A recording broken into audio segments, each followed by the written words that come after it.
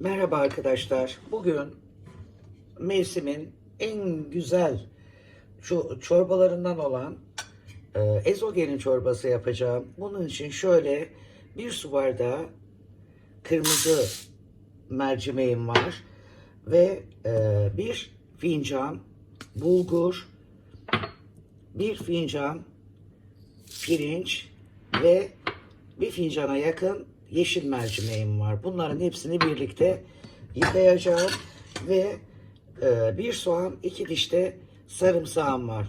Bunu güzelce yıkayıp tencereye alıyorum.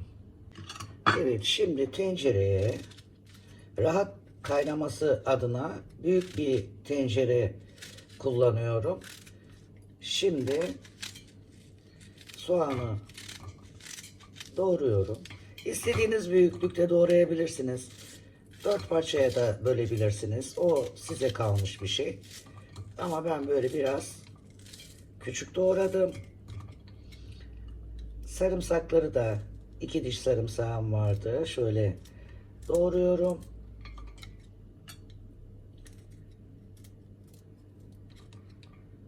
Ve hepsini birlikte yıkamış olduğum malzemelerimi tencereye alıyorum. Şimdi üzerine suyunu ekleyip ocağa koyacağım. Arkadaşlar üzerine 8 su bardağı su ekledim. Altını yaktım. Şimdi tuzunu ilave ediyorum.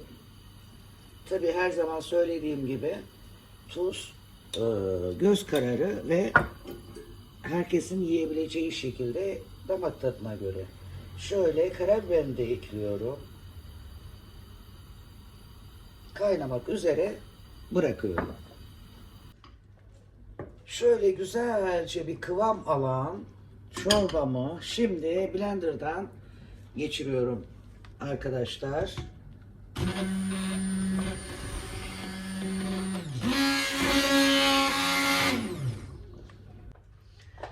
Evet arkadaşlar, şimdi çorbamı şöyle kenara aldım ve bir tava aldım ocağın üzerine. Şimdi buna tereyağı koyacağım. Ve arkadaşlar böyle küçük bir parça biber salçası ekliyorum. Ben çorbada pul biber değil de salçayı daha uygun görüyorum. Çünkü gerçekten daha lezzetli oluyor. Yıllardır da bu şekilde yapıyorum. Hemen salçasını koydum ki tereyağı biliyorsunuz çok fazla kaynamaz veya çok çabuk yanar. O yüzden de tereyağı erirken salçasını da eritiyorum. Evet arkadaşlar, benim yağım da kızardı. Yağı da şöyle üzerine boşalttım.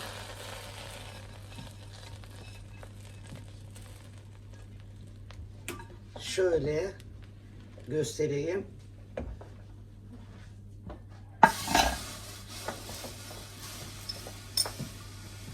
Ve üzerine kuru nane atıyorum.